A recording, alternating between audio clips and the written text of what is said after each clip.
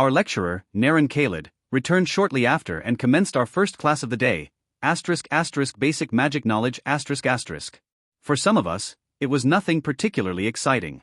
Those from affluent backgrounds already had private magic tutors who had covered these fundamental concepts long before we enrolled at Ainslark. It was common practice in noble households to secure magical education early for children who showed any trace of affinity. Naturally, most magic users in the room were already familiar with the basics, **mana, spellcasting, and the core principles of magic **. Still, something about the way Naren taught felt restrained. It was clear he wasn't completely at ease with his lecture, perhaps bound to a rigid curriculum he was obligated to follow. So, this is how the academic system works, huh? I had no doubt the higher-ranked classes were learning far more advanced material already. Everything pointed to a deliberate effort to leave us behind. Even our libraries were lacking compared to theirs. They want us to remain weak and ignorant. But I wasn't about to give up. I just had to endure for now. By the time Naren concluded his lecture, nearly an hour had passed. That marked the standard duration for a lecture, followed by a minimum 30-minute break before the next class. He sighed deeply, clearly dissatisfied, and dismissed us. Though he would return in an hour for the next lecture, Naren already looked weary, as if burdened by something more than just the lesson. I watched him leave with a sense of disappointment. He could have done more, broken away from convention. But I couldn't judge him. In the end, this was just a job to him. With the hall now open for free time, most students left to attend their electives. These were typically 30-minute sessions, mostly held in the afternoons, though a few happened in the mornings. I stayed behind. Some students chatted idly, others grabbed a quick snack, caught up on readings, or even napped. But I had no interest in any of those things. I finally had access to this vibrant environment, and an hour to myself. Time to make use of it. Grinning with anticipation, I pulled out a book filled with illustrations and notes on various plants, Alphonse's gift. With the lush gardens that encircled our territory, it was the perfect chance to search for useful herbs. Let's begin. The search was thorough. I scanned every inch of the public gardens with practiced eyes, carefully picking out herbs that matched the descriptions in my book. Luckily, there were no school rules against collecting plants, as long as it didn't damage the ecosystem. A constant flow of magic nurtured the gardens, causing the flora to regenerate over time. Thanks to that, I helped myself to what I needed. Naturally, I didn't expect to find any rare herbs in a general garden like this. Still, I had hoped for a small miracle. Guess that was asking too much. I muttered as I glanced at the sun, realizing my time was nearly up. I had gathered plenty, and I stored them in a satchel I conjured using magic threads.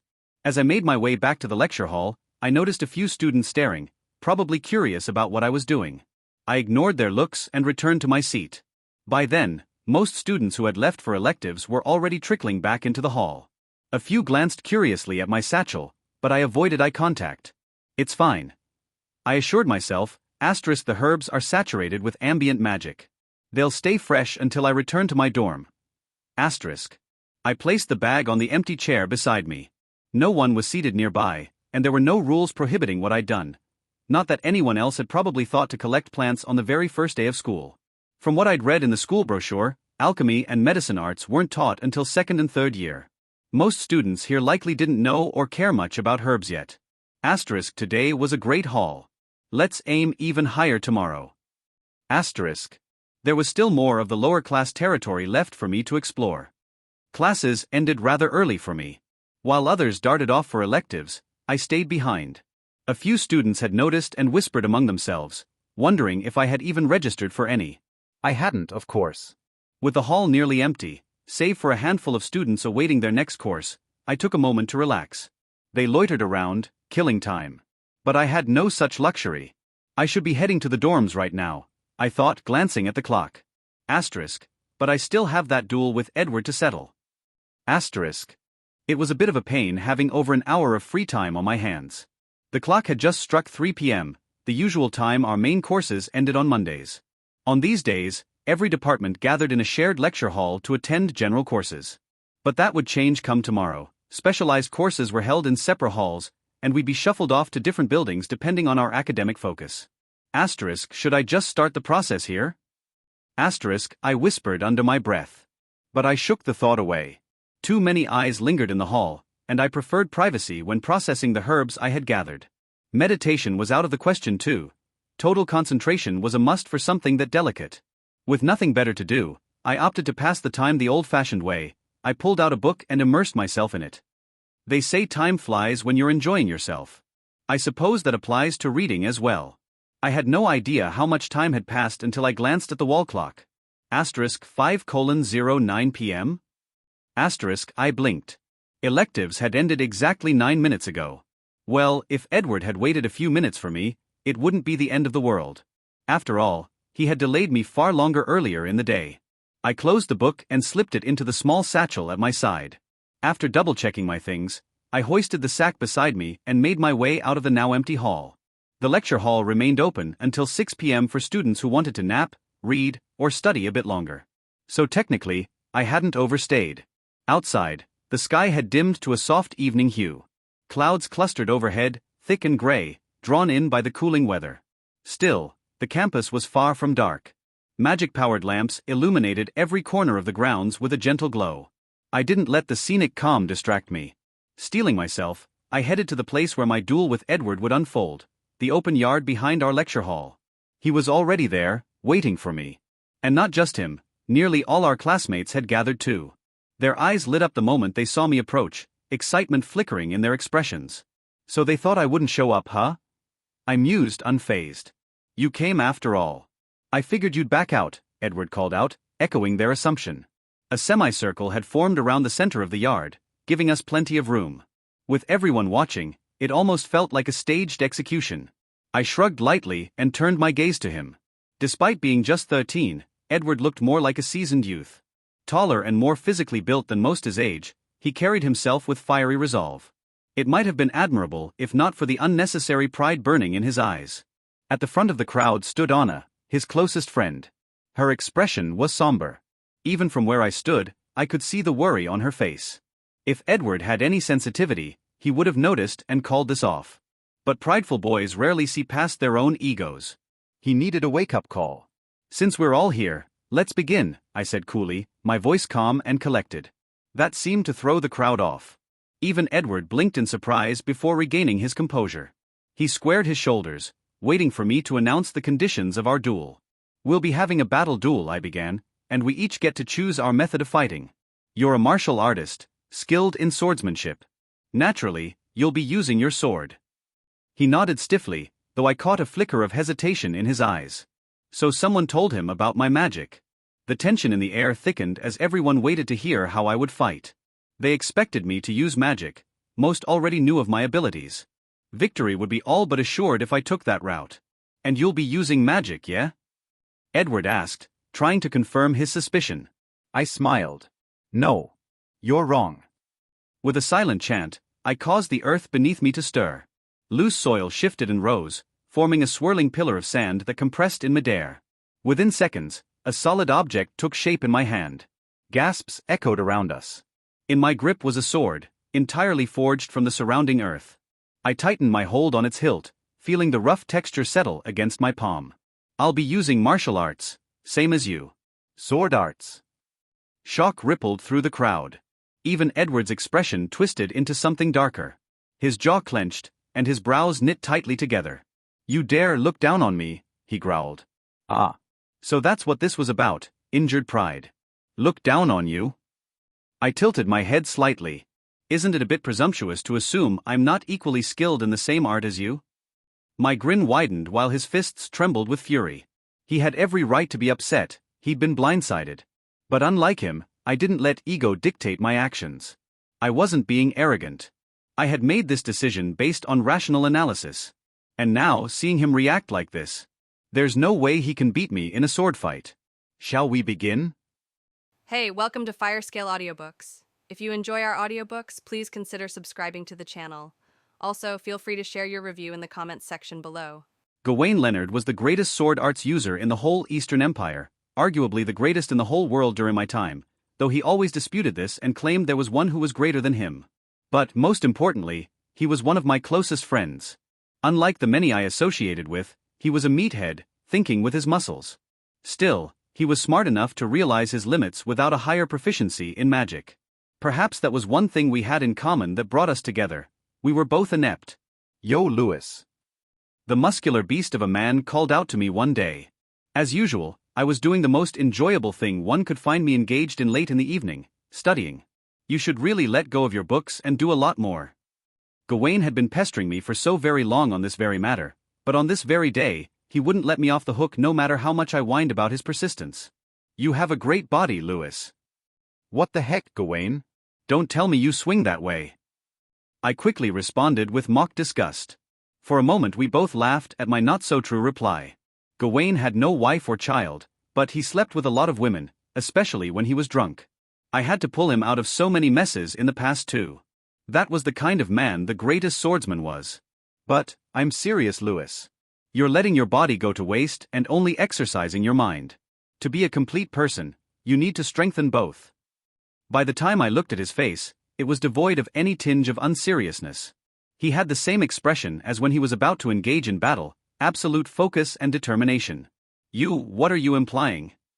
My voice was hoarse and slow, as though trying to dissuade myself from the conclusion I had already reached from what my dear friend was suggesting. Lewis, why don't you learn martial arts? I will personally coach you, even the art of the sword. It has been so long after that now. My mind trailed as I stared at Edward. Something about him reminded me of Gawain, which was perhaps why I took an interest in the young lad. A thought flashed in my mind that perhaps he was one of Gawain's countless descendants caused by him spreading his seed to so many women. That would explain a lot, but it wasn't entirely plausible either. In any case, what I needed to do hadn't changed. Using my skills, I would crush my foe, just like Gawain taught me. Begin. Our match commenced the moment a member of the third party signaled it and acted as our referee. At his signal, dust was launched from the earth as both our bodies moved from where we stood, mine and Edward's. WHOSHH. Without hesitation in his eyes and body, Edward charged at me in a simple, straight pattern. Thanks to this, he easily traversed the gap that existed between me and him. Swoosh. His blunt sword slashed at me with remarkable speed, one so great that a normal person would not have seen it coming. However, thanks to my already peaked body state, I saw the flow quite well. Bending my back, I pushed my body down and dodged the clean hit while gripping my sword readily. My eyes caught Edward gasping with surprise, flustered by my quick motion. For someone who claimed to be a magic user, such fluid movements betrayed such disposition. A smile formed on my face as I twisted the lower part of my body and sent my leg flying to his face while supporting myself with my hands on the ground. Whoosh. And BM. My legs made contact. Gurk. Edward groaned, feeling the brunt of my offensive move. Fortunately, he had already moved his hand to block my kick, therefore mitigating its effects. His body was sent a few inches back thanks to the recoil from my blow, and I used this chance to further twist my legs to give another hit while ensuring I got back to my standing pose. Edward, as expected, blocked the second hit and gritted his teeth once more, allowing me to make a flip and return to a normal stance a couple of meters from him. Nearly visible breath escaped from my lungs through my lips as I set my gaze on Edward. My body was already feeling excited since this would be the first time since Reincarnation that I would be involved in physical combat without the use of magic. Well, to be fair, my body was already being influenced by mana in the first place. Thanks to the multiple cores I had, channels had formed like veins within me.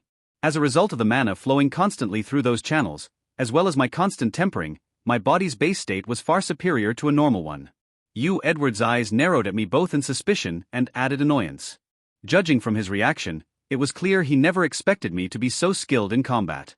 Not only had I evaded a strike for him, but I also counterattacked and created more space between us. Still, merely doing this wasn't enough. After all, I hadn't even started using my sword. If you keep fighting in an unrefined way, you'll lose badly, I spoke. Loud gasps filled the area as everyone apparently felt the sting of my words for some reason.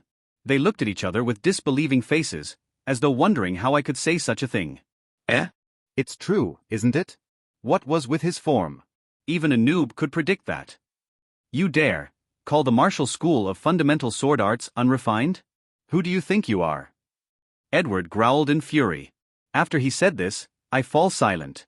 For a moment, I did not speak. While others may have thought of this as a sign of fear from Edward's rage, it was something else entirely. I was simply confused. Martial school of what and what now? I was confused for a moment. You're telling me what you just used belonged to a fundamental martial school of swords? I asked in nigh disbelief. It's called the Martial School of Fundamental Sword Arts. Edward barked at me with annoyance. Well, the name didn't matter. Sword arts differed depending on the school that postulated it. While I wasn't interested in the school itself, I was mostly concerned that such basic movements could be recognized as a feature to be implemented by a school. Ah, I see. In any case, I didn't have the luxury of thinking about all of this right now. Perhaps after this duel, I would consider reading up more on martial arts. Balance was important, after all. I'll make you eat your words. With this statement, Edward changed his stance and gave off a different vibe entirely. Everyone around us took steps back. Those who appeared to be from the martial arts department all looked worried, recognizing the stance he took. Is this from the same school? I asked, not expecting anything impressive. The students around us shook their heads, not saying anything more. From their reactions, Edward had taken my advice and switched to another school. Hopefully, this one would be better. I'll finish this in one blow. Clenching my earthen blade, I braced myself for what was to come. Underestimating my opponent would only lead to carelessness. Besides, those who were in the know expressed a degree of fear concerning this particular technique of his. He began whispering some words to himself, so low in volume that no one could perceive. Well, that didn't apply to me. My enhanced ears picked up his words in a jiffy, and I got to know the sword art he intended to use. 9 Fundamental Precepts, Form 1. The name sounded intense. It was most likely a basic move, but even basic sword arts packed quite a deal of power depending on the skill of the user and the level of mastery. Unlike magic, sword arts are very tricky and hard to predict. Since they have so many schools, unless the particular school and form is known, it's very difficult to evade. I strengthened my vision a little, refraining from leaking out any mana since that would be cheating. Well, in my opinion anyway. Whoosh. Like a gust of wind, Edward dashed from his location and charged at me with yet another simple pattern. My sigh intensified as I readied my blade, ready to defend if necessary, or strike him down if I saw an opening. The boy reached me in a short count, a surprising feat considering my perception made everything slower for easy navigation. Holding his blade with both of his hands, Edward made a horizontal strike, as though ready to lope off my head in a flash. Rend. With this scream, his offense arrived and I felt what appeared to be sparks of power temporarily enhance his sword. It glowed for a moment, and then vanished, leaving me puzzled. Unfortunately, I had gotten too carried away by the strange occurrence that I didn't notice the blade nearing my neck. It was blunt, so it wouldn't kill me. The damage would be very great for a normal person though. I could tell from the force that was arriving that it could crack a bone, at the very least. Since we had an infirmary, and this was a duel, Edward wasn't crossing his bounds and I was at no risk of losing my life. Well, considering my strengthened body, I was certain his strike called Rend wouldn't cause me much damage. However, for a swordsman, the moment an opponent's blade reaches your neck, it's your loss. Those were the words Gawain beat into my head several times, even though I kept telling him I wasn't even a real swordsman. The blade came, approaching its target position at an increasing pace. But I didn't intend to lose as a swordsman. Swoosh. The sword missed by barely an inch as I made a quick sidestep and became one with the wind. It was fluid and beautiful, one of my favorite motion techniques in martial arts. The illusory dance. Like a blur, my body became light as a feather and reached Edward's side, leaving what appeared to be an afterimage of myself being struck by Edward's blade. Now this was martial arts. Edward's eyes bulged as soon as I appeared beside him and quickly made to redirect his sword at me with intensity. It must have taken some effort, but he twisted his arms and turned his body in my direction, straining the muscles that had used a great deal of power for that horizontal strike from earlier. With his blade returning to me, I could have used my sidestep again, but decided against it. The battle had lost its taste for me, and ending it quickly would be the best option. Clang.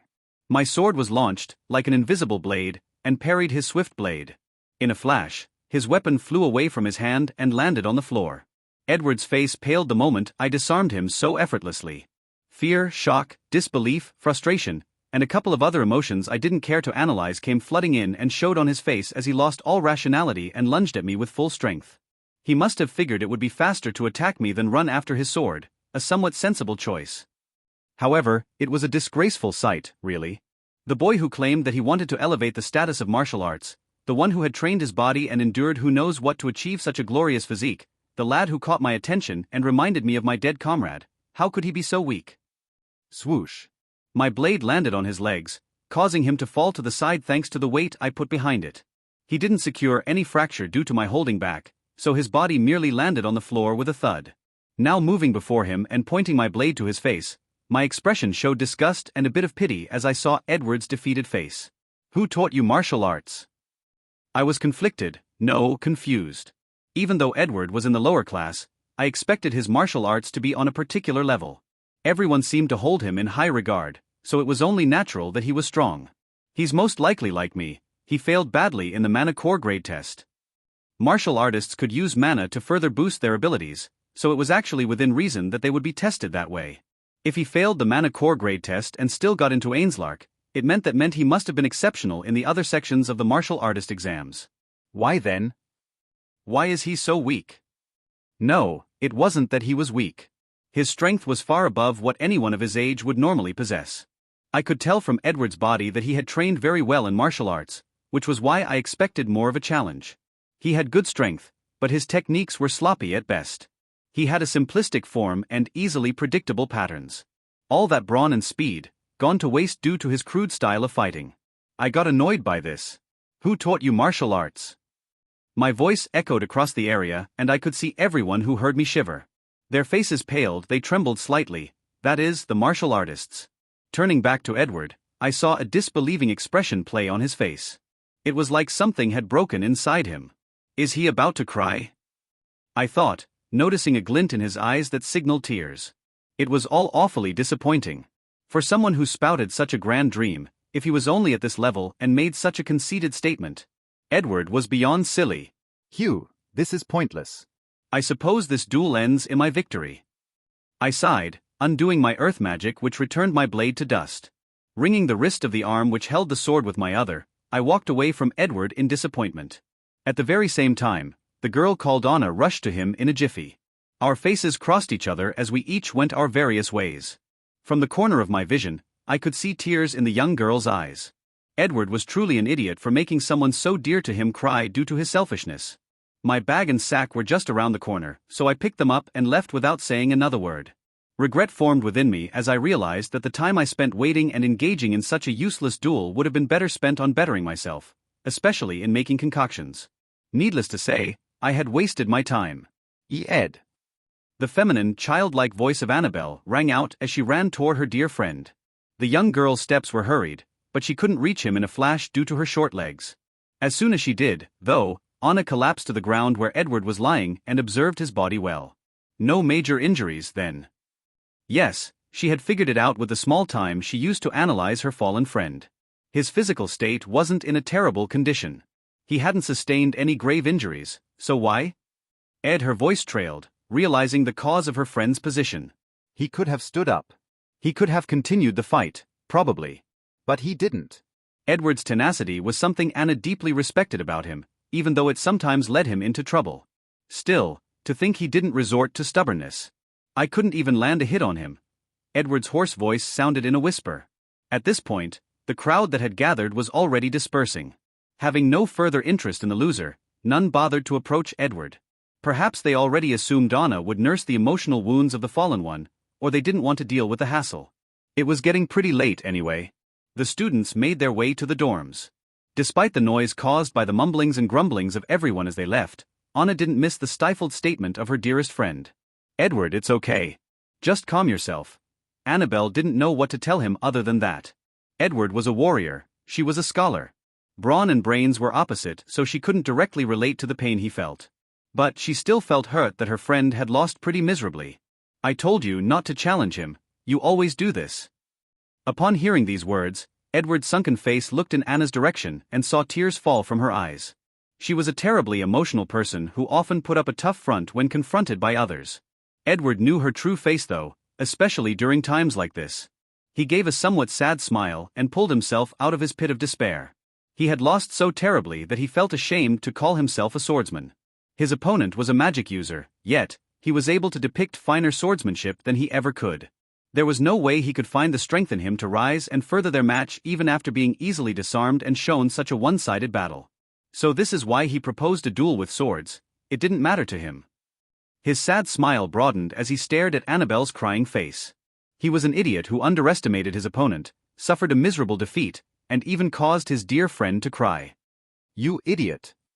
Anna yelled, as though reading his mind. Edward rose from his low estate and sat uprightly on the ground.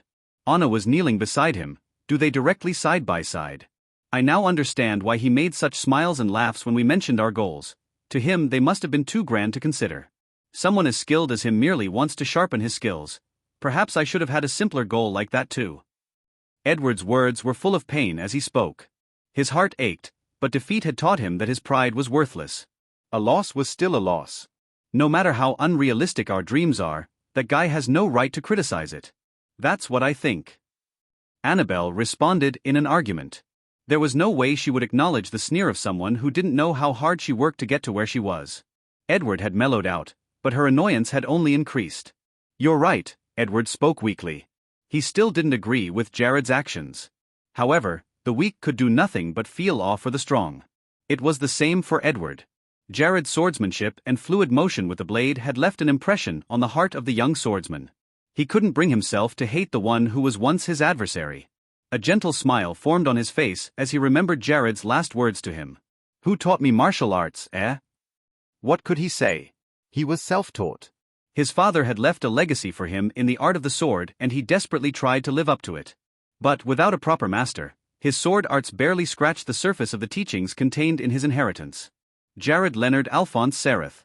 I should be asking you the very same question. Who taught you martial arts? While Edward was lost in his thoughts, Annabelle looked at him with curiosity. The tears in her eyes had dried up and her very small and cute face ogled his. Ever since they knew each other, she had been able to tell what he was thinking just by observing his facial muscles. Now was no different.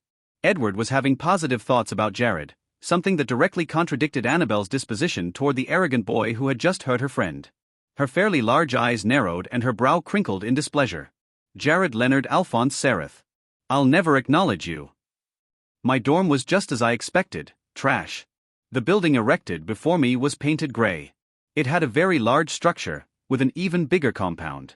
I was certain that if everyone within the building chose to spend time within the compound, there would still be room to spare. One would consider this good, but it was far from it. In the first instance, the building had an ominous feel about it. Perhaps it was due to the multiple amounts of energy I sensed within it, belonging to the students already lodged in. Still, I really didn't like this dorm. That wasn't the worst of it though. The handouts we students were given after leaving the temporary lodge we were in contained the location of our respective dorms and the room we would be staying in. Ainslark was a large academy, so even the lower class students should have had more than one dorm. At least, that was how it was supposed to be. We're all sharing one dorm, All the students, juniors and seniors, jam-packed in the same apartment. What could possibly go wrong? Of course, I expected the accommodation to be inferior to what I was used to, but I didn't expect things to be so bad. Still, just watching the building from a distance wasn't going to help my case. Let's go in. The interior was worse than what I kept from the outside. It was a literal mess. Clothes and several properties were scattered about. Trash filled the ground and I could tell that in the short while of resumption, this place was slowly becoming a pigsty. What did I expect from the trash of the institute? Of course, I didn't mean to belittle them. However, one's identity affected the general perception and personality developed over time. If a person is constantly told he is a loser over and over again, and the environment supports that assertion, it would only be a matter of time before that person takes on the attribute of his newfound identity. While we first years would not have been so affected since we were just starting out, our seniors were another matter entirely. Having spent so long at the bottom of the barrel, perhaps their minds had become accustomed to it. Oh well. I wasn't going to concern myself with trivialities such as this. I was certain they could easily clean up their messes, especially since magic could be used. There was no point in making a fuss on my first day. My sack and bag were still with me as I climbed the stairs and made my way to the room assigned to me. I reached the third floor after a few minutes and saw several doors aligned on both sides of the hallway. Based on their distance, I could estimate that the rooms within couldn't be that large. It sickened me to consider where I would be spending my resting time within Ainslark, but I ignored the annoyance that had been building up and walked down the hallway. Fortunately, I met no one on my way to my room. There had to be a good set of reasons for that. For second and third years, their classes ended by 6 p.m. due to the workload. Since it was just after 5 p.m., only the first years would be around. Since I left them back then, it would take a little while before they arrived, which meant I was possibly the only one currently present. On the ground floor, I had seen a staff there who was most likely our hall monitor. The young lady pretended I didn't exist as I walked in. Thinking things through, The seniors would have lodged in here yesterday or maybe earlier considering the assembly had all of us gathered. We first years came from our temporary residence, but the seniors must have been here all along. As usual, my necessities will be placed in my room as per academy protocols. Finally reaching my door, I placed my hand on it and turned the doorknob. It responded and opened up for me. The moment it did so, dust flung outside, welcoming me to the place I would be staying in for my academy years. It was thick, so thick that I had to cover my eyes and block my nose. I was a moment too late, though, as my natural reaction toward such a huge wave of dew acted up. Achoo!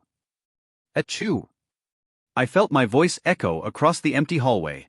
The loud sound of my irritated reaction to the wave of dust enveloping me could be said to be anything but subtle. What the heck? I coughed, taking a few steps back. It was crazy. I was not really intent on pointing out how terrible unkempt the dorm was since it didn't directly affect me. However, for my own room to be in such a state, clearly, my annoyance would be piqued. The room was dusty, the bed dusty, everything dusty. I saw cobwebs and lots of unpleasant gathered around the furniture. Are you kidding me? Still, I couldn't just watch dumbfounded. This was without a doubt my room, so I had to clean it up. After what would be one of the worst 30 minutes of my new life, I was done cleaning up. Of course, as a noble, doing menial tasks such as this was something I had never done. If not for the experience I had in my past life as well as my adept use of magic, the state of my room would end up creating a huge dent in my stay at Ainslark. Phew! I sighed. My lips curled up in a smile as I looked at the new version of the once messed up room. Not only had the dust disappeared, but the floors and furniture were also sparkly clean. My bed was tidy and the cobwebs around were all gone. Spellcraft sure is useful, I had used my mana to absorb all the dust, creating a form of magnet.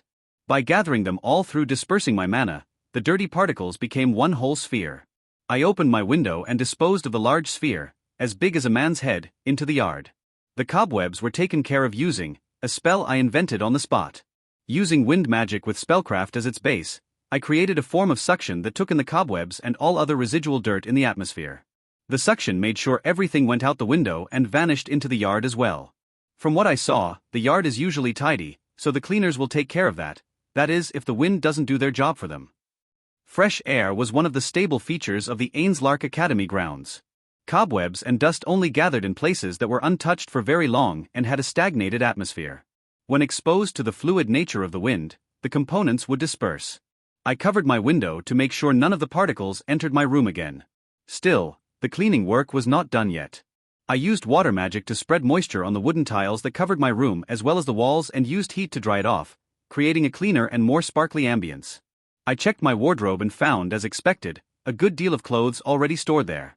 Unlike the room, the wardrobe seemed to be in perfect condition. I had to assume that the whole thing had been transported here using magic. 2 sets of uniforms other than the one I wore, a bunch of casual wear which was my size. Their designs were plain and simple, but the quality of the outfits was all exquisite, as expected of Ainslark. We could also make requests for the kind of outfits we wanted and they would be delivered in a week, but I wasn't going to bother with that. Shoes were also prepared.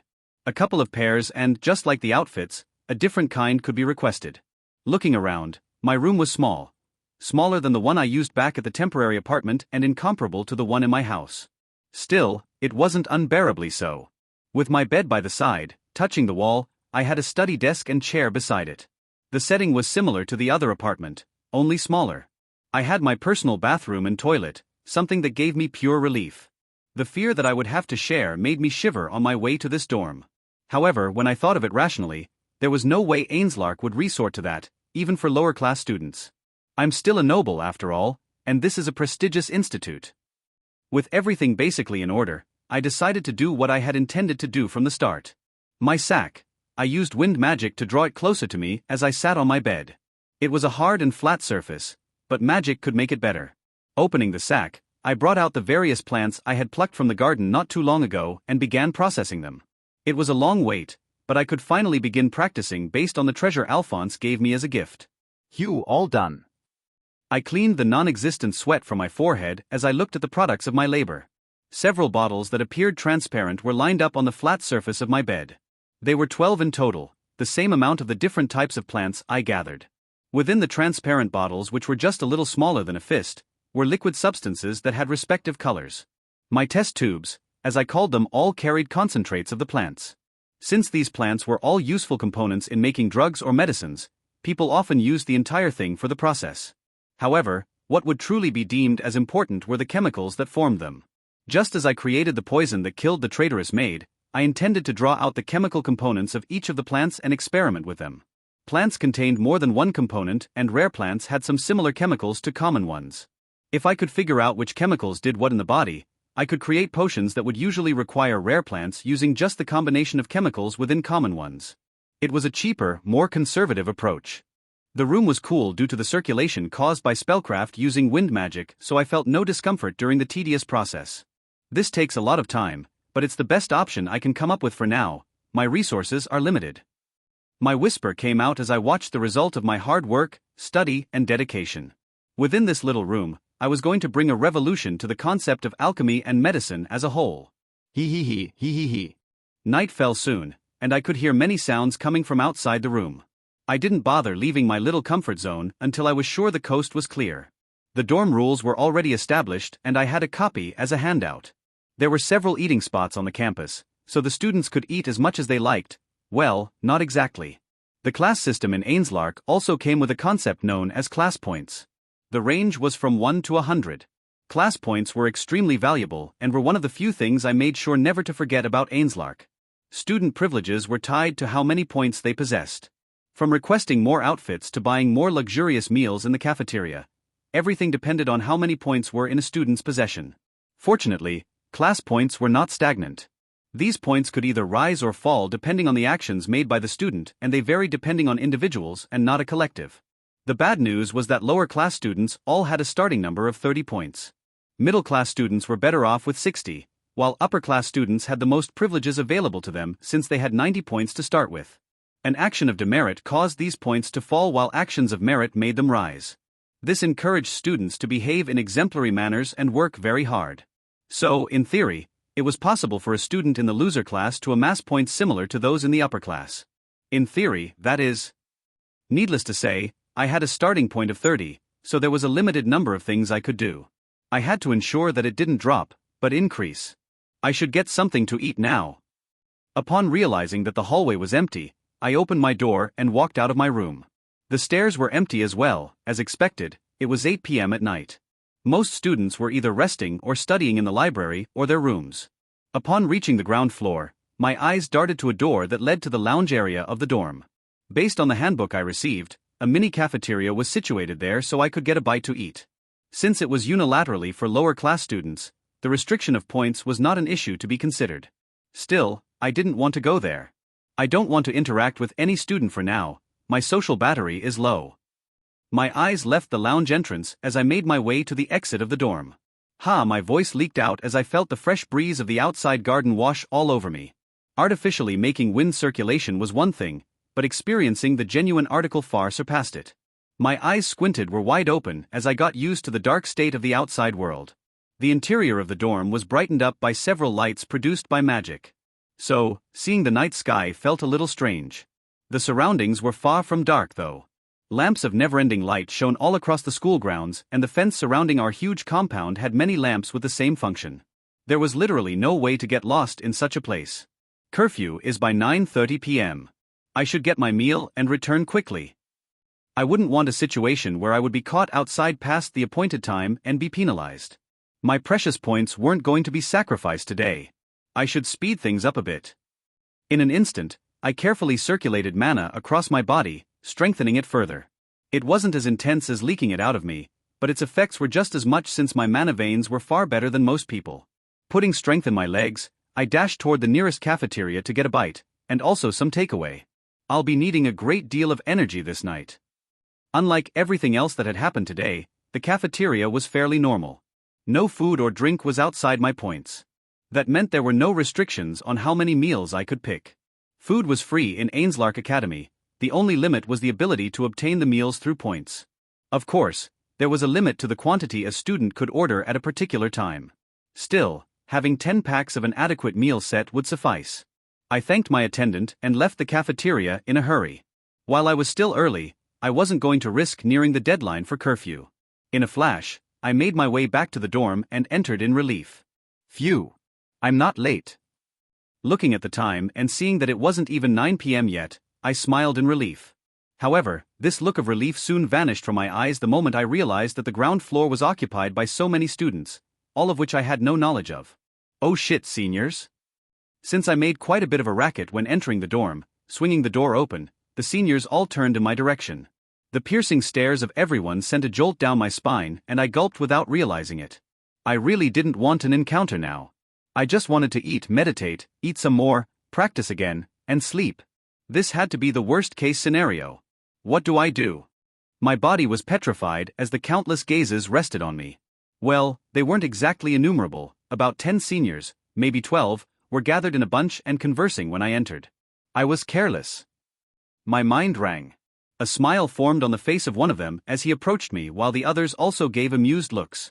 One way or the other, I knew I wasn't getting out of this situation easily. My eyes unconsciously darted toward the door to my left as I saw the entrance to the lounge already opened. It creaked as it closed slowly. This caused me to register the reason these guys were suddenly loitering on the ground floor. They weren't loitering, they were just coming out of the lounge. The very students I wanted to avoid by choosing a different eatery were standing before me. It felt disappointing and annoying, but there was nothing I could do at the current moment. You're Jared, right? Jared Leonard, the kid from back at the assembly. My mangled thoughts were poked by the senior who was already standing before me. He had auburn hair that seemed to stretch to the back of his face, tied behind to form something similar to a short ponytail. His brown eyes showed sincerity and his thinly lined lips parted to form a genuine smile. I instinctively nodded to answer his question once I saw the expression on his face. It contained no malice. You're a pretty interesting kid, aren't you? You sure made a scene out there today. The senior added with a wide grin, and I could see the other boys behind him laugh and nod their heads. Their laughs weren't condescending, but rather of enjoyment. But who would have expected you to be an introvert, eh? His eyes darted toward the meal sets I held in both hands. I gulped, realizing he had figured out my intentions. Well, you're a newbie, so I suppose we seniors might seem somewhat scary. Can't blame you, we're a rowdy bunch. I smiled wryly at this statement. He was a blunt guy, huh? In any case, welcome to the dorm. I hope to see more of you around. He took a few steps back, finally seeming like he was done with me. I gave an internal sigh. He must have sensed my unease around them and chose to simply leave me be. Phew, if it was someone else, they may have taken offense. That made me certain that even among the seniors, there existed some who hadn't been affected by the oppressive hands of those above and truly became lower class. Oh, and by the way, the boy turned back and smiled at me. I'm Jerry Keller. You should be careful, Jared. The higher-ups have their eyes on you. With this final statement, the boy ascended the stairs alongside his 9 other companions and left the ground floor empty. I felt bad that I couldn't reply to his sincerity even once, but I wasn't in the right mind frame to speak. The boy I spoke to was most likely in his 3rd year, same as the others. I couldn't tell since they were all wearing casual outfits, just like me. They're strong, was what registered in my head. All of them had powers that could rival mine, and I wasn't certain I could beat the one who seemed to be the leader, Jerry Keller, in a fight. Well, that would be me without using SBLLCRAFD. I should get going too. My thoughts trailed and I made my way to my room. It had been a very eventful day, but it was finally coming to an end. Well, not for me though. I still had training to attend to. Just because I made it to the greatest institute in the kingdom didn't mean I had to slack off. No, rather, this meant I needed to work extra hard. The atmosphere was rich in mana, my skills had improved drastically, and I had the right amount of food. It was only right that I strengthened my cores further. Jerry was walking to his room, situated on the topmost floor, the 4th, and had a wide grin plastered on his face. For some reasons best known to him, he was in a terrific mood. His companions had an inkling of what made him so amused, but didn't understand why he was so excited about it. Why are you in such high spirits, Jerry? One of them finally asked. His curiosity had reached an uncontrollable peak. Well, I guess you guys wouldn't have known. Jerry's whisper was barely loud enough for them to hear him. Is he that interesting, that Jared? He had guts back at the assembly, but was it just me, or did he seem nervous when facing us? Yeah, I noticed it too. Plus, I hear he's a white core grade. Why did you take such an interest in someone like that? Jerry's smile broadened even more. If you heard about his core grade, you must also know about the results of his first 2 tests. He ranked among the top 5 simply by gaining perfect scores on both first and second sections of their exams. That boy is extraordinary, was what Jerry was trying to say. Plus, you should all know that mana core grade isn't everything. If you keep assessing him like that, how are you different from those stuck-up higher-ups? The moment their leader said this, everyone gave apologetic gestures and felt a little bad for thinking in such a way. Why yeah, you're right, sorry. The one who made the statement gave an apology. Jerry shrugged though. He never really considered it a big deal. It's to be expected. Besides, the others couldn't sense it because they had been too neutral about Jared, but for him, he could detect it just fine. They think he was nervous, but he wasn't just interested. Jerry could tell the moment he got into close proximity with the young boy. His eyes seemed to be scanning everything, probing deep into his intentions and the vicinity. There was no doubt that Jared was not ordinary. Then there was one last thing that caught his attention about the young man, something he had to tell his companions. That boy is stronger than all of you. That first year is stronger than all of you. The statement dropped like a bombshell to the 9 students who walked along with Jerry. The moment they heard this, everyone halted. This wasn't a light statement that could be waved off unnoticed. What? Are you serious? You're kidding, right? Various reactions leaked out of them as they all stared at Jerry with surprise written on their faces. He wasn't one to examine someone wrongly, but Jerry was also known for his easygoing nature and teases. It could have been that he was just teasing. However, in the unlikely situation that he wasn't. I'm dead serious. Jerry's words confirmed the possibility they wanted to ignore. The look in his brown eyes told them that he truly wasn't messing around. Jared Leonard Alphonse Sereth, as young and inexperienced as he was more powerful than they, third-year students. Welp, he's not stronger than me though, Jerry smiled and shrugged. Still, even for an exceptional student, Jared was too powerful for his age. He should be in the upper class by just measuring his talent and power alone, Jerry reasoned. The problem was his mana core. The same applied to him as well. The school system was rigged, but there was nothing he, as a student, could do about it. Well, if that's what you say, then it has to be true. Jerry wasn't one to misjudge someone or lie. If he spouted something so unbelievable, then it had to be real. I suppose, well, it's hard to guess it accurately without testing it out with mana pressure, but that should be about right. In any case, we'll be seeing him around, so that's fine. Jerry continued his slow steps and got to the door of his room. You know, you guys don't have to always see me to my room. Your rooms are on the 3rd floor, right? The boys behind him all gave the same light shrug. As always, they stubbornly wanted to escort him to his room. It wasn't that they felt compelled to, it was just a mutual understanding among them. Jerry was different. Unlike other students who had to stay in rooms located on the 1st to the 3rd floor, he was residing on the 4th. Unlike the 3 other residential floors, the rooms on the 4th floor were way bigger. That meant there were lesser rooms. 10 student residential rooms, to be exact. Just 10 rooms on that floor belonged to students, and for a special reason. Welp, good night, Jerry. His friends waved goodbye to him as they hurried down to their various rooms. The boy, who was now all alone, entered his room. His head still poked out until he was certain his friends had successfully descended the stairs before closing his door. Those idiots, he whispered in a sigh. Though they all hung out together and hardly showed him any special treatment, this was one thing they couldn't forego. Jerry's position deserved a little reverence, so they all decided that escorting him to his room would be their little tribute to him. Compared to what others had to do, it was nearly nothing. Still, Jerry found it weird. It was fun weird though, since he had more time to talk to them. Why was Jerry so special? Why was he being treated differently? The answer was simple. Though he was still a second year, he had achieved something barely any student in their dorm could achieve.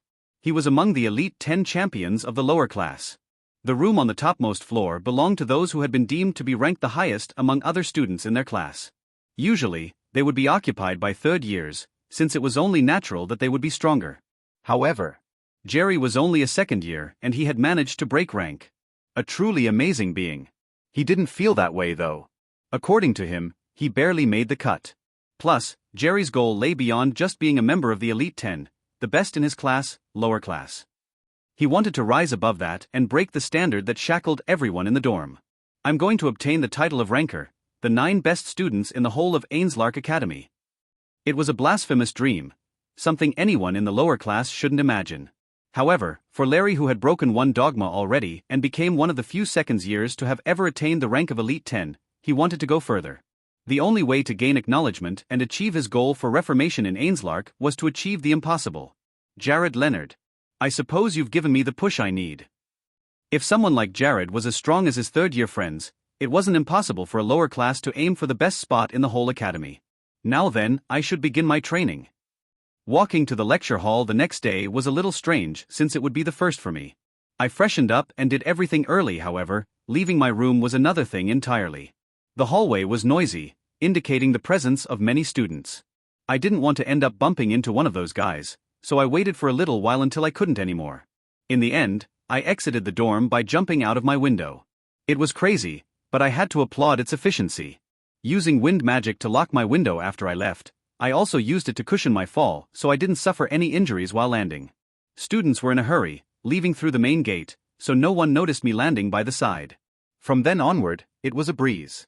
I blended in with the crowd and left for my lecture hall. I saw some familiar faces, members of the same year, but ignored them. I could tell that their eyes were on me though. They must still be thinking about yesterday. Rolling my eyes at the thought, I picked up my pace and swiftly ran to class. I reached the lecture hall about 10 minutes before 9 a.m., the designated time for homeroom to commence. It was, as I already expected, nearly empty. Students had already started slacking off a little, and considering the fact that the lecturer was quite late yesterday, not many wanted to arrive too early. Still, I surmised that a majority would arrive before homeroom started. Phew, I made myself comfortable in my usual seat stationed at the forefront of everyone else. My head fell on my desk and I closed my eyes to have a little rest. The slight exhaustion built up from yesterday still lingered, albeit barely. Just like yesterday, no one dared to seat anywhere remotely close to me, on either the right or left side of the seats. In a way, it was perfect. Though it meant making friends would be a lot tougher and I could become a social enigma. Still, I could get used to this. Unfortunately, my thoughts didn't last for too long. Hump. I felt a sound coming from just a small distance from me. If I wasn't so perceptive, I could have ignored it. However, this sound was akin to someone having their seat, and it was so close. My head mechanically turned and I opened my eyes, gazing upon who decided to have their seats close to me. What the dash? My tired eyes nearly popped out of their sockets as the person's image burned into them. Edward Carl Leon, that was the person who sat a few seats from me. I quickly contained my shock and looked away, returning my head to my desk as though I noticed nothing. Many thoughts ran through my mind, but the most prominent of them was, why? I achieved an overwhelming victory against him yesterday. I allegedly slandered the martial arts he practiced and even embarrassed him in front of so many students. He was meant to avoid me like a plague and we would simply ignore each other. Why, then, did he take the initiative to sit where no one else dared to and choose the right section of the two divides, the exact place I chose? Is he trying to start something again? Well, he did seem like a persistent person. Perhaps he hadn't accepted his loss back then. I was conflicted about what to think. His eyes back then, though. I was certain I won over his spirit. Sighing to myself, I brushed aside those thoughts and concluded that I was simply overreacting. The boy had said nothing to me, so there was no need to conclude that he was specifically targeting me. Maybe he wants to be a model student and achieve total concentration. Giving that excuse to myself, I ignored the gnawing unease within me. There were other things to consider, so it didn't take long for my mind to wander away from the boy beside me. First was the advancement of my 3 cores. While they were strengthened to the point of rivaling yellow core grades, there was still a limit to how much growth I could achieve using a white core. Should I begin advancing the other cores to yellow now? The thought weighed heavily on my mind. Of course, I would leave my base core untampered with and focus on the 2 others. Well, that was one way to go about it. The second would be to focus on making more cores and distributing them to other areas in my body to further strengthen it.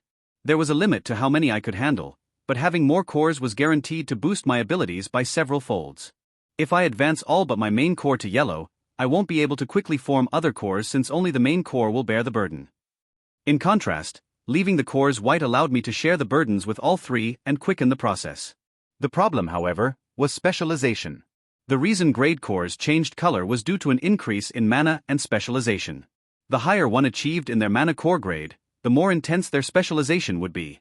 As I currently was, I couldn't use anything but basic magic, a jack of all trades and master of none. Advanced magic was out of the option without having a more solid core grade. That meant I couldn't remain a white core forever, at least for my other mana cores. The second issue that bothered me was related to my duel yesterday. The poor state of martial arts in the world, as well as the crude movements Edward made that seemed to pass as a style according to a particular school. I'll need to learn more about modern martial arts. There were also issues relating to alchemy and potion manufacturing, so I needed to retrieve more plants and get new types that I didn't pluck yesterday. So much to do. Our lecturer arrived in the hall and every student arose. I noticed his entry and followed suit. Good to see you, students. Have your seats. Homeroom begins. After homeroom, where Naren Khalid emphasized the upcoming events and also advised us concerning the use of the library and other school facilities, our dear lecturer took his leave and gave us enough time to prepare for the first lecture. Our first course for today was a general one, which meant every student would be in attendance. After that, it would be specialized all through the day, not counting electives. A thought flashed in my mind as Naren left, but I decided to ignore it. Our lecturer must have intended to tell us during his time in the first course, where we would be having our specialized courses. There was no mention of a location on our respective brochures, the documents Naren gave us yesterday concerning our courses and the time. It made me curious as to why he hadn't mentioned it yet. In the meantime, I felt more uncomfortable the longer I spent in my seat. Why? Because I could feel a gaze always shifting to me at several intervals. I can't take this anymore. I gritted my teeth, enduring, but there was a limit to my patience. Intentionally, I had avoided staring at the one who rested his gaze on me, but it was getting too annoying. And so, with a swift turning of my neck, I faced the left, toward Edward's direction. The moment I did so, I could see him turning his head as well, trying to avoid my gaze. What the heck? Edward had been staring at me frequently, even as we had homeroom. I was clueless as to why. I'm not about to play this childish game. First, he sat close to me. Now, he was looking at me. Was he trying to distract me or something? Was this his idea of revenge? It made no sense whatsoever, and I felt it was just childish. Still, considering our age, it wasn't beyond consideration. My eyes darted to the second row, on the left side of the lecture hall, and I saw Annabelle, Edward's friend. She had some sort of frown written on her face that somehow distorted the gentle and timid image she usually had. It didn't diminish her beauty though. Rather, the unusually angry expression planted on her face gave a certain charm that made her look cute, like she was pouting. Is she angry at someone? My mind went to Edward, but it seemed unlikely. Perhaps she was upset by his decision to sit beside me and not beside her. No, even yesterday they didn't sit beside each other. That was most likely not the problem. As I considered this, I felt Annabelle Frederick's eyes move toward my direction, and for a split second, our eyes met. I could feel myself drawn to the crystal blue in her eyes, different from the brilliant golden glow in mine. It only happened for an instant, but the burning glare I had previously noticed on her face intensified as we exchanged glances and she quickly looked away. It was at that moment that I became aware. Her animosity was directed at none other than me. It made me a little flustered, just thinking about it. But, just as I did for everything, I approached the matter rationally. What did I do to her though? Was she upset by my actions against her friend? He started it, so I wasn't to be blamed. I barely scratched him too, a benevolent act considering others would end up having injuries after a duel. Then, perhaps the young girl was still hung over my little cough when she was speaking about her goals. It wasn't in my intention to be rude, but I certainly came off that way. Usually, I would wave it off. However, I slowly considered making an exception for her. I still have no friends and being honest, she's the only one who still has my attention. I reasoned. It would be foolish to live a school life all alone, with no allies or anyone to call friend. If I could get on good terms with her by apologizing, then it was a small price to pay. I wasn't so overly fixated on my ego, after all. I suppose I'll talk to her after general classes today. Considering the fact that specialized classes started after that, it was the best solution. And so, after making up my mind, I brought out a book I had been studying and continued with it. Since I tried a bit of experiment last night, I had more understanding of what I had been studying for some time, and now, this made reading much easier. Naren returned to the class at the appointed time and began our first course for the day. From the corner of my eyes and also as a result of my heightened senses, I could see and hear several students studiously writing down what was being taught. Many would consider this behavior to be scholarly, but it was far from it. Simply writing down words that could easily be traced to textbooks was a waste of time and energy.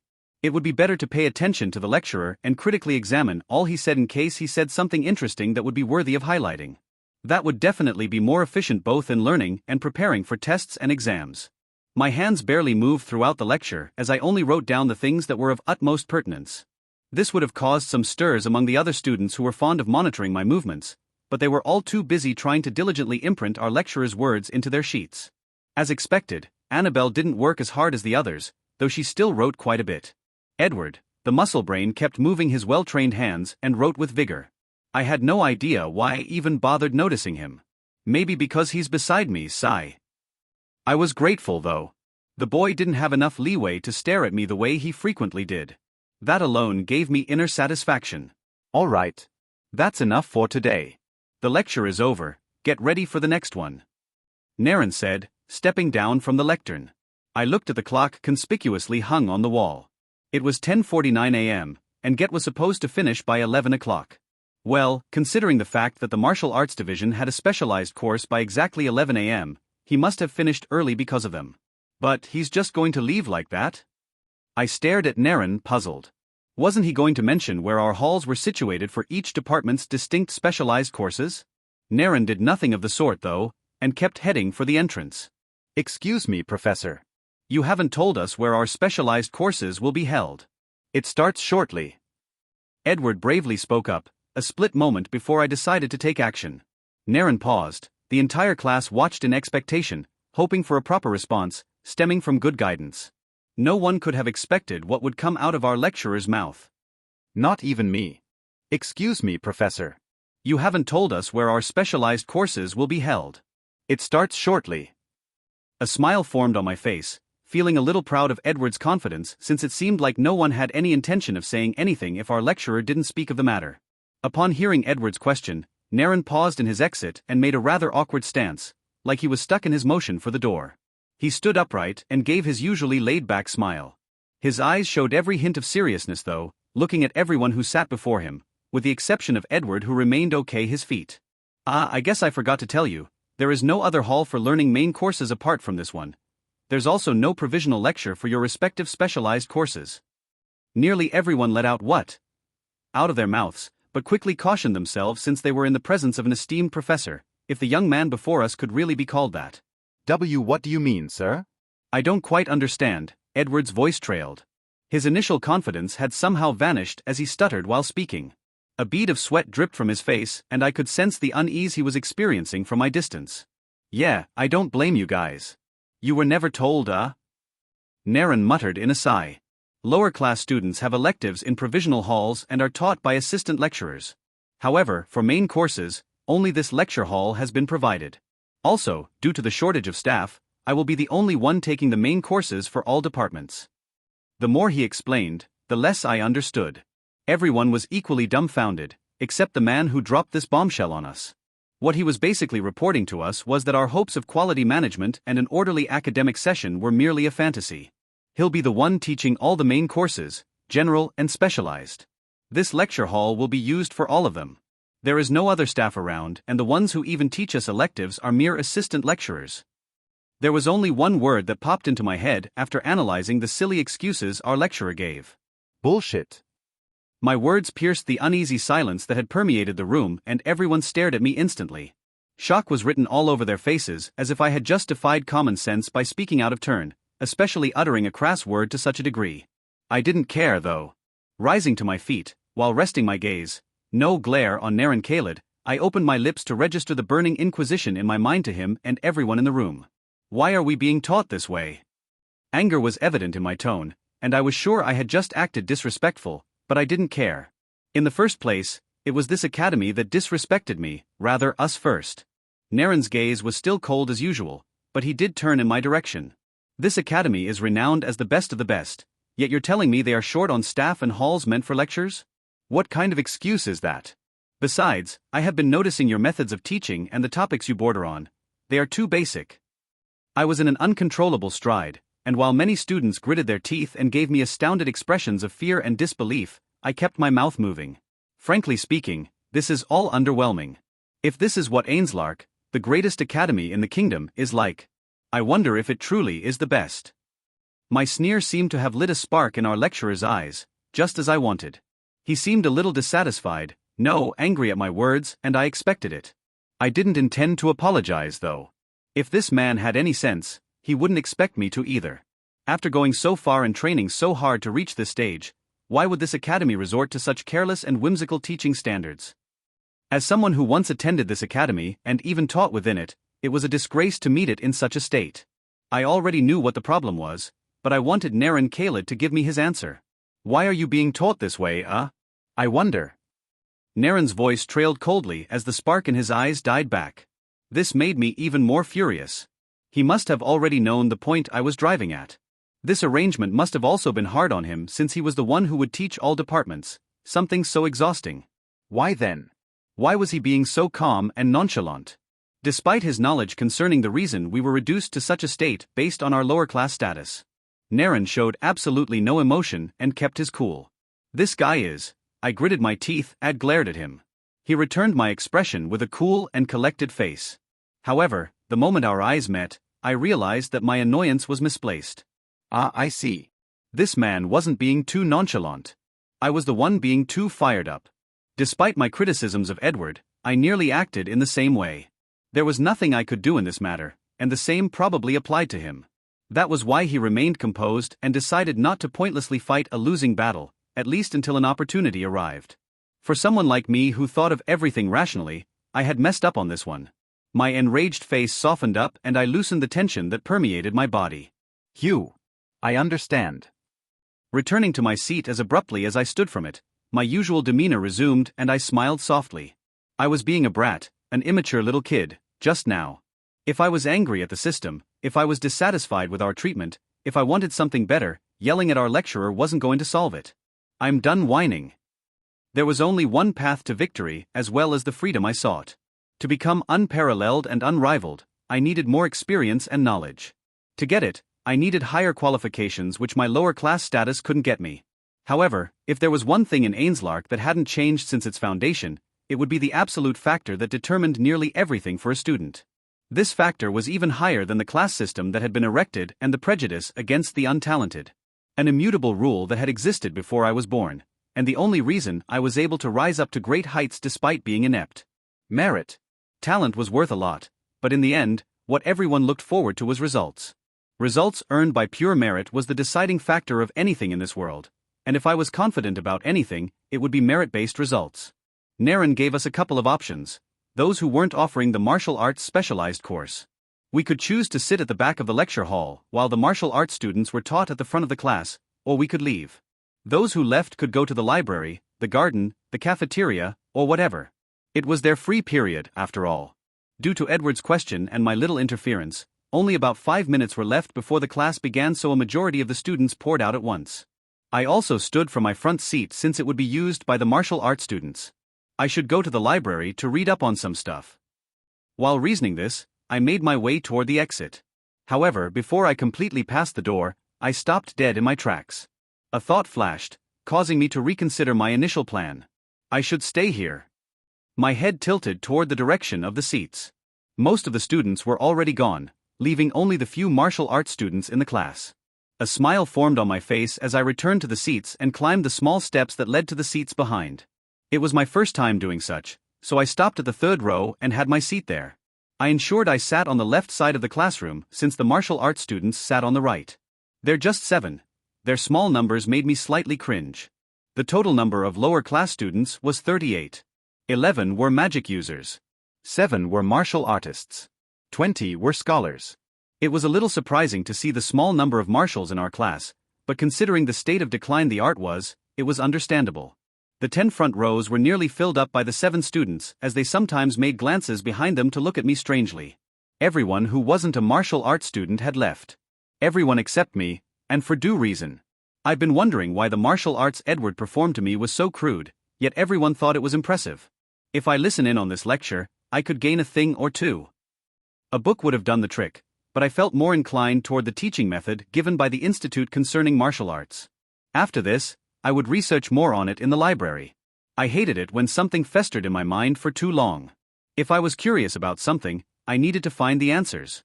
It was just a shame that I hadn't studied martial arts sooner. I was too focused on magic, I guess. Naren entered the lecture hall after leaving for only a few minutes. His eyes initially darted at me curiously, expressing slight surprise that I was still in the class while everyone had left. I returned his puzzlement with a knowing grin. The young lecturer gave a short smile, what seemed like a smirk, and faced his students. I had to admit, one of the reasons I remained in the class was because I was also curious as to how Naren would manage to teach martial arts, magic, and scholar courses by himself. No matter how well diversified a person was, there existed no way they could be entirely proficient in everything. There was no way Naren could teach martial arts as well as he would teach magic. I was wrong. Listening to his lecture, I felt drawn in by the eloquence with which he spoke. It was as though Naren was a different being entirely, compared to the easygoing lecture he gave in the past. I could see a fire burning in the eyes of the students he taught as a result of his passionate words. The topic for discussion was something I had heard during my duel with Edward. The martial school of fundamental sword arts. He explained the 6 basic forms that existed in the school: footwork, mental resilience, muscle alignment, motion control, sensory perception, and sword techniques. I listened attentively, as though I was also among the students he taught. The more he spoke, the more I understood. This school, same as 4 other fundamental schools which he mentioned briefly, were the core lessons these young marshals would learn in their first year. For now, he mulled over the theories, but they would commence practical sessions subsequently. I see, a whisper escaped from my lips. If I was confused before, that feeling had completely left me now. The reason Edward moved in such a crude manner that was regarded as martial arts, and thus fundamental school among the others, I slowly reached my conclusion on the matter. Martial art techniques have really declined, It was the complete opposite of magic. Magic had improved while martial arts had reduced. It made me wonder about something. What really started this? Is it the reduction of talented and skilled martial artists that caused the decline of the art, or was it the decline and disinterest of the art that caused the reduction of talented and skilled martial artists? It was like the chicken and egg scenario, which came first? I understand now. A smile formed on my face as I gazed upon the cluster of students who looked at Naren with blazing passion, focusing on one person in particular. Edward Carl Leon. His dream wasn't so bad after all. My interest in him was rekindled. Judging from the fact that everyone was learning the fundamentals with such vigor, the same fundamentals Edward had shown me during our duel, it meant that it was really a big deal in the modern world. If Edward was skilled at martial arts, though restrained by the quality he was exposed to, I could help him attain even greater heights. As I thought, it wasn't a waste to attend this lecture. As soon as the class ended, the martial arts students began leaving the hall. The time was exactly 11:45 a.m., giving the martial arts coursemates enough time to leave the hall and for the next batch of students to trickle in. Edward looked in my direction as soon as Naren left the lecture hall and gave a warm smile. I didn't reciprocate, even though I wanted to. There were many things on my mind, and that included the young boy. The only problem was how I would approach him. The next class is for the scholars, A specialized course for them too, I whispered, considering whether or not to remain in the hall. Unlike martial arts, my understanding of scholarly arts was vast. There was basically nothing being taught that would be worthy of my attention at such an elementary stage. Still, I was curious about how Naren would teach the scholars. If he truly was an exceptional lecturer, I was certain this class would be interesting. All right then, I remained in my seat and brought out a book to pass time. It was my journal where I stored important information. I was putting down important goals for the future concerning Edward, whom I had already written off before. There was another name on the page of my journal. It belonged to another student. My eyes darted to the entrance as I saw her enter the room. Her blonde hair always stood out to me, and the tiny frame she had made her look odd in the multitude of more mature people. Annabelle's eyes darted in my direction, and our gazes met once more. Mine, full of observation, and hers was full of annoyance. I looked away first and proposed to myself that I would apologize to her the moment I got the chance to. If I didn't, my offense could evolve into something more in her heart. The scholars filled up the first 2 rows in the hall, making me feel weird since I was seated on the third. I considered moving back, but decided not to. If Naren has a problem with my proximity, I'll move then. My hands and mind were busy as I stroked my pen to create a formula to work out my schedule with Edward, and hopefully Annabelle. The lecture started at exactly 12 p.m. and ended by 12:47 p.m. I assumed it would end sooner, but due to Annabelle's persistent questions, Naren was forced to make room for it. And as for Naren's teaching, it was fantastic. He did just as well as when he taught the martial arts student. By mapping out the theories before the students, he gave an in-depth analysis of them as well as his personal opinion. But that wasn't all. He allowed everyone to speak their mind and give their opinions on the topics. The one who took the most advantage of this opportunity was Annabelle. She asked questions and gave radical answers, causing Naren to smile nearly every time. This, however, attracted negative stares from her fellow students. Due to her enthusiasm and rapid firing of opinion, the other students looked unserious. They didn't have much to contribute, unlike her, so Annabelle was making them look bad. It was fun hearing her tiny voice speak with such confidence, though. I controlled myself from laughing or choking in order not to cause any further misunderstanding. Once the class was over, the scholars made for the exit, and a new set of students entered. A grin formed on my face as I stood from the back row and made my way to the front. The students now trickling in neither belonged to the martial arts department nor the scholar unit. No, they were the same as me, magic art students. I was excited, to say the least. After hearing the first two lectures, it would be strange to say I wasn't psyched about this, especially since I would be able to directly participate in it. After having my seat at the far end of the right side on the first row, I watched as other students awkwardly took their places beside me. Unlike in the general classes, where one could seat wherever they wanted, the specialized classes ensured that all students filled the first rows for better communication and interaction between us and the lecturer. Not long after we had all settled down, our lecturer, Naren, entered the hall. We all stood and paid our respects to him before he waved at us to have our seats. I would like to begin this lecture by asking a question. Was the first thing that came out of his mouth. His lips were pursed and a refreshed smile poured all over his face. I could sense a passion in him that didn't exist in the other two courses he had taught. No matter how well diversified one was, they still had an area of specialty. Or at least, an area they loved over all others. As someone who was the same in my past life, engaging in scholarhood and martial arts, I knew of the feeling. Now that magic had also come into the fray, I could be said to be diversified. However, if I had to pick my best, it would be magic. The same could be said for our lecturer. He was just like me. He loves magic too, Where does mana come from? Naren dropped the question upon the class, causing an echo of silence to pervade everywhere. The students blankly stared at him. Yesterday, and even for the first lecture of the day, we were only taught the most basic things that everyone was aware of before arriving at Ainslark. However, this question that was posed was different. It was an advanced problem that had beget many theories which remained unsolved to date. Yet, Naren was starting his lecture with this. The name of our current course was called Magic Theories, and just as the name implied, it dealt with the several theories that made up the magic body as a whole. None of us had any idea why Naren had chosen to start off with this question, at least it didn't seem like we did. One thing was certain, though, he was leading us to a theory. I see, so instead of just dumping the information upon us like last time, he wants us to think. If he gave us the topic for today, we would most likely give him an answer that jibes with that particular theory. It was a smart move. Naren was aiming for one thing by asking us for an answer. He wanted to know which theory we supported, or if we supported any theory at all. It was possible that among us existed someone who had a separate view from the already existing theories in response to the question of the origin of mana. Naren started from the left and moved to the right. Based on how things were going, I would be the 10th person to speak. I wondered what I should say. One of my theories? I believe mana comes from the heavens. It is a gift from God himself, said the first student. It was an ambiguous answer, not well thought through. When asked a question, one had to consider a couple of things before answering. First, lay out an assertion, then explain your reasoning, and then give proof. Only then would you be able to correctly lay out your opinion without leaving any room for uncertainty and confusion.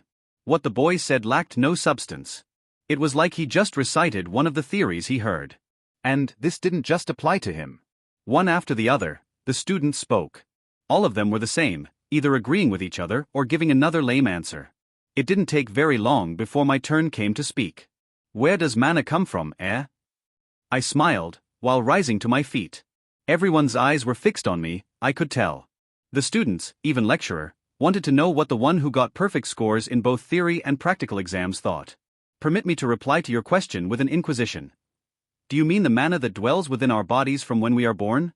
Or the mana that exists in the environment? My unique response shocked everyone. Instead of simply replying based on a textbook answer, I dug deeper into the question and asked for clarification. Are you saying those two are different? Naren responded with yet another question. Are they? I don't really think so. Humans are a product of their environment. As a result, the origin of the mana that permeates the surroundings must be linked to the mana that dwells in every magic user. Naren's grin grew broader. And? What would you call that origin? My grin grew broader as well. The soul. Everyone looked at me like I was crazy, But before excitable murmurs spread, I continued. Humans all possess souls. They are invisible and make up our personality. That is why when people die, even if their physical bodies are restored, because something non-physical has left it behind, it does not return to life. My hands moved in sliding motions as I unconsciously began gesticulating. Research has been conducted in the past where dead and living bodies of equally talented magic users. It was seen that while the living magic users still had mana particles flowing in them, the dead had none. Further research was made on the dead, and they realized that at the point of death, mana particles begin to disappear bit by bit. So, the fresh corpse of a magic user still had lingering mana particles which die off after some time. The students were captivated by my long explanation, but I wasn't done yet. Why would mana dissipate from the dead if their physical forms still exist? Some would say the heart that pumps blood also pumps mana, so if the heart stops, mana particles gradually cease. However, anatomy experts have argued against that logic. Mana is the energy of the supernatural, and physical organs can't produce it. The only answer that was able to address this dilemma was the existence of something incorporeal. In essence, a soul. My explanation was long, but it was easily grasped. This was because the soul mana theory already existed. I postulated the theory, after all. But now that I had mana coursing through my veins and knew what it felt like to use magic, my position on this theory had slightly tilted, though still on the same path. Our souls generate mana in form of particles. The mana slowly converge and form mana cores. Once our soul no longer exists, the mana dissipates and died off, most likely returning to the environment. Naren smiled, pursed his lips and finally made a statement. No, a question. So, you said mana comes from the soul within humans, but that is only answering one part of the question, not so? Mana also exists in the environment. Where does the mana around us come from? A tricky question to ask someone my age. At the moment we were currently discussing advanced magic theories, yet Naren didn't seem fazed. It seemed like he had the confidence that I possessed the answer to his question. Professor. I believe I already answered your question, didn't I? Everyone was surprised by my response. Even Naren was. From my explanation, it didn't seem like I had answered the whole thing, but I already did. They just needed to use their heads a little. For the human body, mana comes from the soul, right? Humans are a product of their environment, so the mana within humans, including the soul, comes from the environment. However, the environment, the world itself is one massive body on its own. Everything is connected, the ecosystem, plants, animals, weather, seasons. It's like we're all living in the body of yet another being known as this world.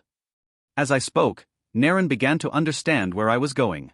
From his facial reaction, he was astounded that I thought so far. If, then, mana originates from the soul of humans, shouldn't the same apply to this massive world we live in? Yes, what I'm simply trying to say is this world has a soul, and that is the source of all mana. Silence.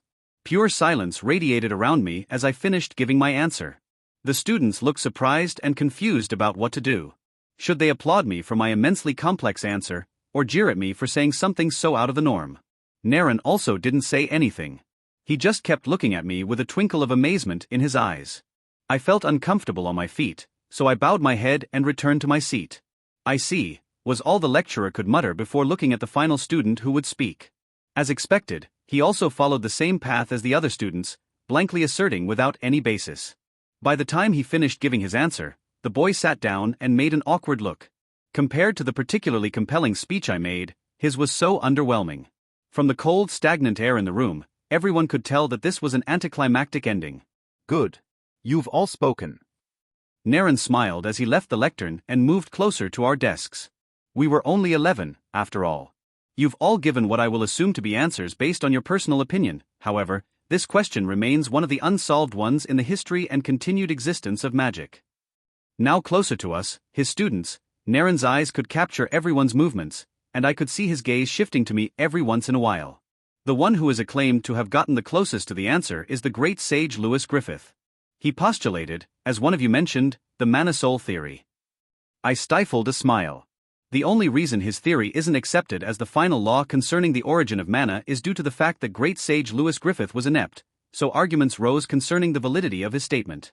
Although his reports were accurate, and he did a detailed study into the subject matter, the inability to use mana himself made it the final hurdle that his theory couldn't cross in order to be proven as law. Despite how painful it was to accept, the truth was evident. Many of my revolutions to magic took way longer than they should have since I didn't have mana. If not for my friends and acquaintances who decided to cooperate with my experiments and lent me their aid several times, I wouldn't have discovered many groundbreaking truths. In the end, I owed it to them. Still, there was only so much second-hand knowledge and experience that could help a person. I intended to make the utmost use of my mana-infused body and again bring a revolution to magic. But not just magic, not anymore. With that as a pretext, I'll be introducing today's topic to you. We'll basically be dealing with several theories and analyzing them one after the other. You will all tell me what you think, and give a supporting basis for it. Naren stated. I saw the look of discomfort and guilt on the faces of many students who realized that they had made that mistake in answering the question our lecturer had thrown at the class. I do not want you to just blindly follow a theory just because the proponent was revered. I do not also want you to easily accept the words I speak to you, not without opinions of your own. This will be an interactive class, and I hope you will all cooperate. We all responded positively, at least on the outside. But I could tell that many students were not pleased. They most likely just wanted to be taught and didn't want to have to think for themselves. Magic theories, spells, mana applications. Most students simply wanted to learn them without much hassle. As long as they did so, they could excel as magic users. However, Naren Khalid, our lecturer, wanted us to think outside the box and be innovative. The worst thing a lazy person would love to hear. I don't really expect much from anyone in the magic department. I took my time to study them back at the apartment, the little I could. They have little potential, same as everyone, but just barely enough. Unlike me, who had my past memories and had already built a foundation for myself using spellcraft and my multiple cores, the ones didn't have such privileges. They were most likely going to end up being mediocre magic users once they left the academy. I somehow understand why the academy felt the need to separate the students from each other. It was merely flawed since they decided it only based on mana core grades. They're not very talented, plus they don't have too great an attitude to learning. They're lazy. I made a fine assessment as I stared at them. The only route for non-talented students to escape the mediocrity that awaited them would be to work extra hard and also endeavor to be innovative. By being unique and applying one's knowledge in a bizarre, unprecedented way, even the underdog had a chance to make it to the top. These guys weren't for that though. Well, there were technically 7 boys and 3 girls, minus me of course. Naren sure had his work cut out for him. Now then, let's dive into the first theory for today.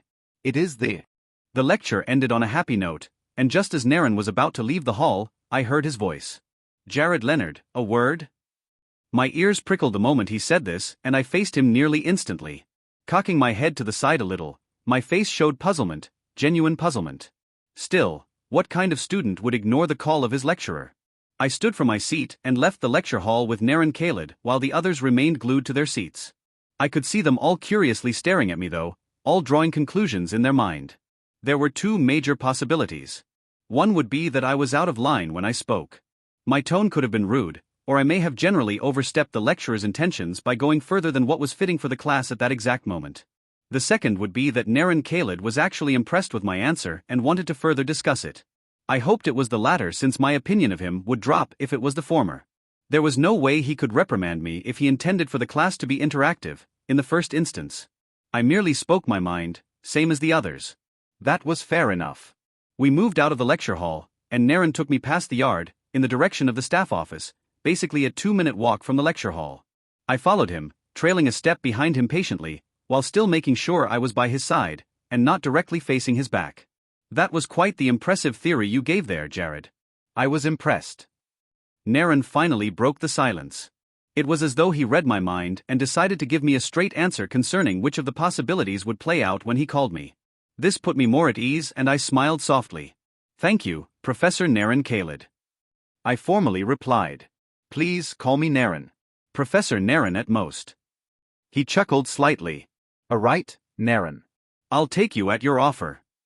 The lecturer stopped dead in his tracks the moment I said this and turned to me, displaying an entirely different expression from what I imagined. I also froze for a moment, daunted by his sudden reaction. Was it surprise? Shock? Maybe. But his awfully cold and pitch-black eyes sent chills down my spine. Wow, I'm surprised. I only meant that as a joke, but to think you would seriously address me like that, even going for the most casual option. Naren burst out laughing, finally breaking apart the tension that was forming in me. I was already beginning to wonder if I made the wrong call by taking him up on his offer. How was I to know he was just joking? You're really an amusing kid, aren't you? I mean, I already knew you were strange since I first met you, but now, I know for sure. Calling a young person like me strange, how awfully rude of this man. Wasn't he supposed to cushion his words a little more? Well, of course, I wasn't really feeling that way. You're also very amusing yourself, Professor. For such a young person to receive such a title, you must be really amazing. You're plenty strange yourself. I replied with my own snarky statement. Surely, he too wouldn't take offense. After all, I even mixed compliments with it. Ha ha ha ha. He burst out in uncontrollable laughter.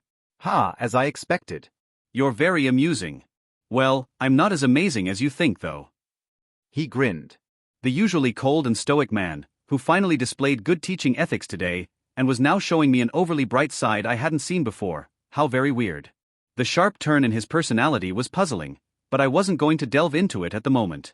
Looking at him closely as he laughed, I once again took account of Naren's outfit. It was a simple white shirt, loosened by the wrist, tucked out, and a little too large to be his size. His black trousers went well with the casual black sandals he wore. Apparently, there was no one around to reprimand him, so he got away with dressing like this to class. His other colleagues were most likely wearing suits and specially woven cloaks. Well, it didn't bother me in the slightest. Considering the fact that no other lecturer had to teach so many departments consecutively, my respect for Naren was currently above all of them. I'd say you're plenty impressive, though. I grinned, looking at the man who would be in his late 20s at most. His youthful exuberance was now clearly on display with his smile. Such a man, full of mystery and intellect. I wondered what his story was. Oh? You seem pretty convinced. Naren replied with a sharp gaze fixated on me. A part of me wondered if this was really the right move to make, but I shook off my unease. After seeing the state of things, this was the best thing to do. From the moment I realized how messed up our lower class system is and what needs to be done, I told myself not to whine any longer. My current situation was disadvantageous for me, that much was painfully obvious. Even while waiting for my chance to strike back at the system, I needed to put some things in order. That was another reason I had stayed in all Naren's lectures and also made sure to bombard him with my complex theory. It was all to draw his attention toward me. And why would I need to do that? Oh, Professor, of course I am. My smile broadened as I stared straight into his eyes. In this world, connection was everything. Power was good. Intellect was outstanding. Results were ultimate. However, connection was just as brutal a tool. After all, I know you must be very special. Naren looked puzzled again, not really understanding what I was referring to. I needed to break it down, didn't I? You have a white mana core grade, don't you, Professor Naren? Naren's eyes immediately burst wide open, nearly popping out of their sockets, in shock, or so I would have loved to say. No, the man merely let out a broad grin in response to my similar expression. I could see a hint of curiosity in his eyes, but he remained calm even at this moment. Oh, was all that proceeded from his lips. It's amazing, isn't it? A white core grade at such an age. And you were able to become a professor even with that kind of mana core. You're truly special, aren't you? My time sounded more daring, but I needed to do at least this much not to seem like a total pushover or a snotty little brat. Is that what you think? Naren asked, his face showing what I could only conclude to be slight disappointment. He wasn't satisfied with my comment just now. Of course, I knew why. I had predicted all of this, so I didn't intend on stopping here. Hee, of course not.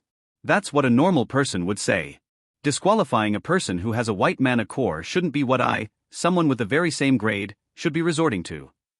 Naren shrugged, as though trying to tell me that he knew that much. I needed to get my point through to him. My answer would decide everything. A mana core is important to every magic user. But, it is a mistake to decide the power of one with the grade alone. After all, mana is ultimately mana. Core grade or not, what matters the most is the quality and use of mana. And I know, Professor, that you have a lot more mana than all the people I have seen so far. More than Legris Damien. More than Damien Lawcroft. More than literally anyone in this academy. This man, Naren Kaled, was a beast in disguise. As I said this, a wide grin formed on his face, replacing the calm one he had donned after I revealed his mana core grade.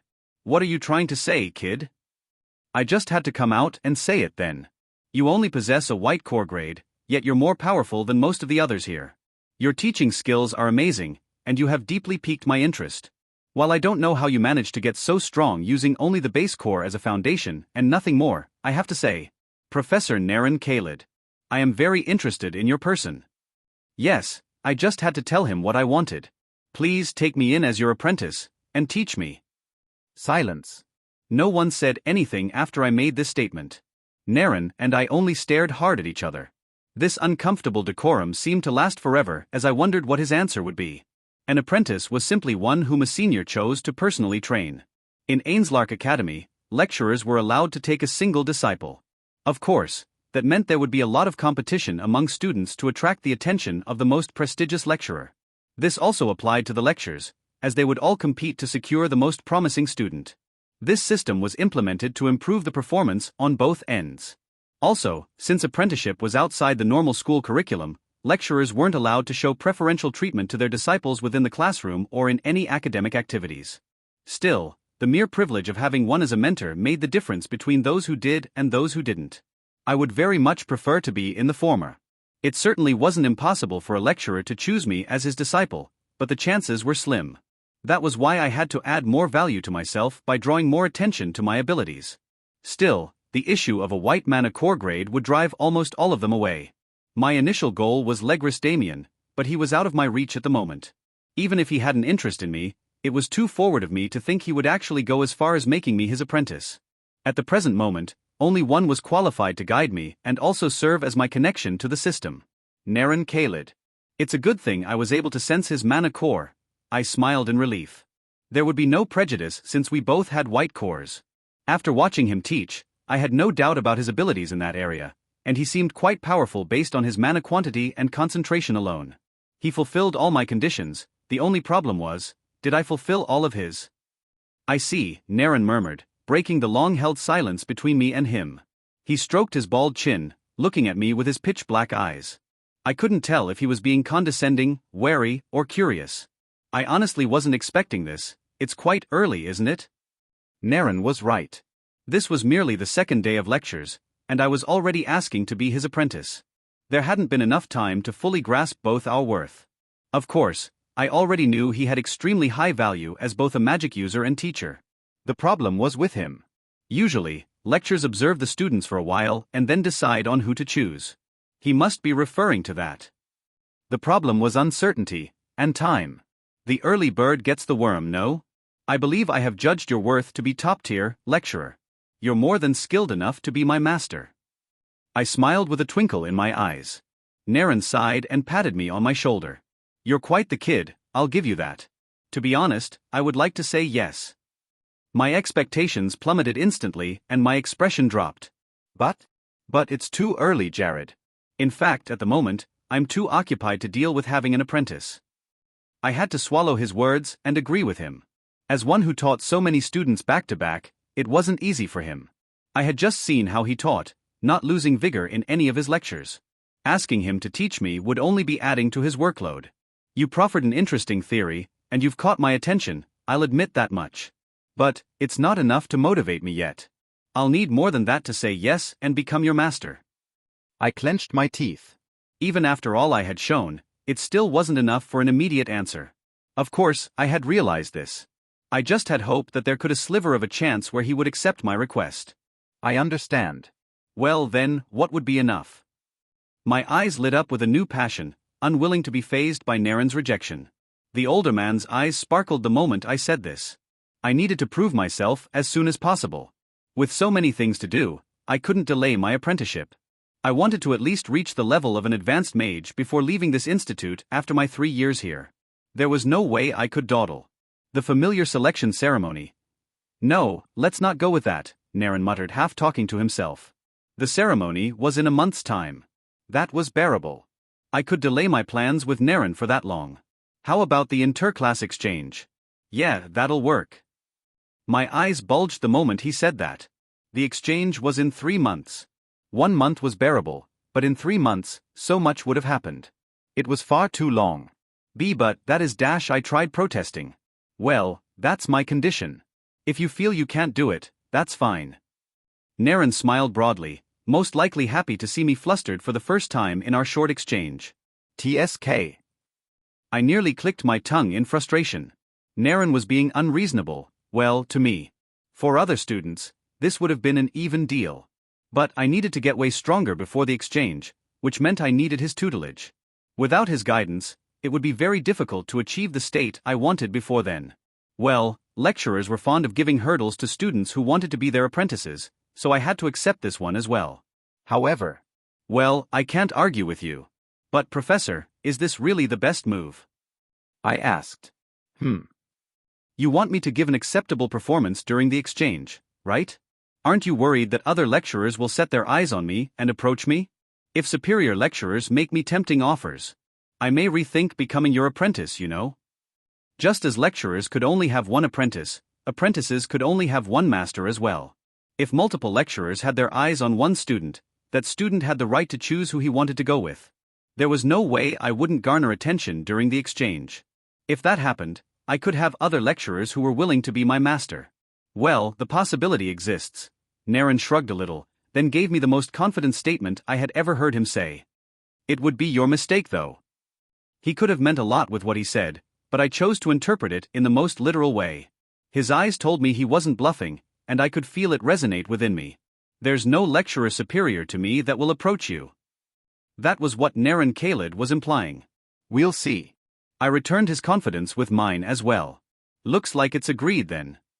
I'll have to wait, but I hope you'll make it worth all the trouble once I become your apprentice. This kid, you're already talking like it's a guaranteed win on your part. Despite my personality, my standards are pretty high, you know. Of course, they had to be.